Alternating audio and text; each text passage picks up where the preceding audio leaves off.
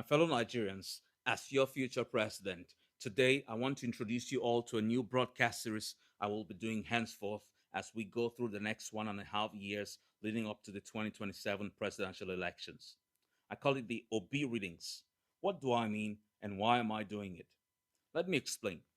First, as I've maintained since the run up to the 2023 presidential elections, Peter Obi is the man we need as our president, including right now. He's the man we will need in 2027. I've repeatedly explained why in past videos. I will continue to do so. Now, because Obi is absolutely the right man for the job, it is very important for emerging political stakeholders like myself to use my voice to further amplify his voice. Thankfully, through his weekly public engagements all around the country, mostly charitable in support of health and education, as well as his international appearances, and through his daily posts on social media, Obi is passionately and intelligently making his voice heard on practically all major issues of national relevance, from insecurity to various shades of corruption and bad governance to health, education, infrastructure, and everything else in between.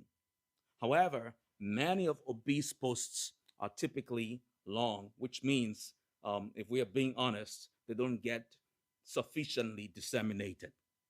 Consequently, going forward, apart from sharing my own personal perspectives and commentaries on various national and occasionally international issues relevant to us Nigerians, I will also be using my platform to read and briefly comment on all, if not most, of Obi's social media posts.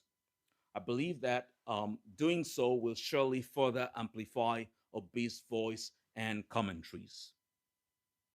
Interestingly, I was inspired to do this after reading one of such posts from Obi just yesterday, September 6th, in which he stated that, and I quote, earlier in Enugu, I was not feeling well.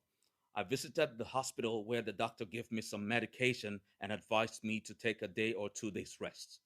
In obedience to the doctor's advice, I will not be able to meet up with all my scheduled engagements within and outside the country this weekend. I sincerely apologize for any inconveniences this might cause and humbly plead for understanding. End of quote. I was really touched by that. Why? Because, as I mentioned earlier, Obi crisscrosses the country virtually every week or so, often visiting less privileged Nigerians or those in distress, and frequently donates millions of naira in support of educational, health, and other empowerment related causes. Obi is doing all of that, of course, because he clearly and sincerely cares about the plight of Nigerians. And that's absolutely why more and more Nigerians need to be aware of the details of his interventions and his perspectives on national issues.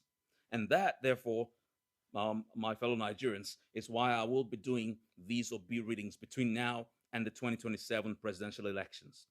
If anything, I'm sure most of us will agree that most Nigerians, just as people elsewhere around the world, are more likely to consume information when they just have to listen than if they have to read it.